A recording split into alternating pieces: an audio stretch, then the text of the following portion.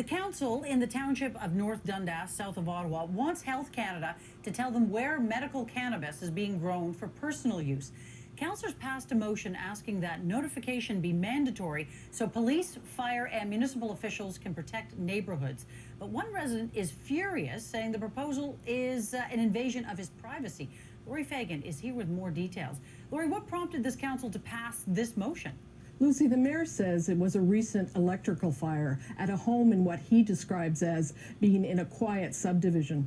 Police and firefighters discovered more than 200 plants growing in the house, which was being rented and no one was living there at the time. Mold was discovered. However, the occupant does have 2 Health Canada licenses that allow for nearly 300 plants to be grown.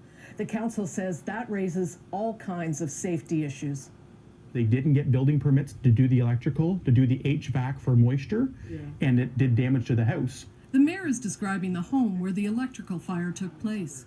He says the municipality only found out about the growing operation through the OPP, who are investigating an allegation of theft of electrical power at the home. It was a concern for us that we were very surprised to learn that that volume and that number of plants could be grown in a residential home. Commercial growers of medical cannabis have to notify fire, police, and the local government when they are granted a license. But Health Canada doesn't require an individual growing for personal medical needs to notify anyone. That's not good enough, says the mayor, because an individual needs to get permits for electrical and ventilation systems from the municipality to prevent a catastrophic fire. If we're talking hundreds of plants here, there should be notification from Health Canada. The federal government refused to provide the municipality with details about the licensee at the house where the fire occurred. We just want a better working relationship with Health Canada to say, we're not trying to stop people, but we want to make sure they have the proper controls for their benefit and their property and the community's property. So this man, whose identity we are not revealing to protect the privacy of his health information, has a license to grow more than 150 cannabis plants. He liquefies and smokes what he grows to relieve chronic pain from a debilitating injury and PTSD. Council's motion to get its hands on who exactly is growing left him nervous. Scared to death. It's hysteria. Nobody bothered to go and get the facts of what modern medical grows are about. The man says he's spent thousands of dollars on upgrading his electrical system and installing carbon filters to prevent mold and clean the air. He says he needs anonymity because people are still prejudiced about cannabis.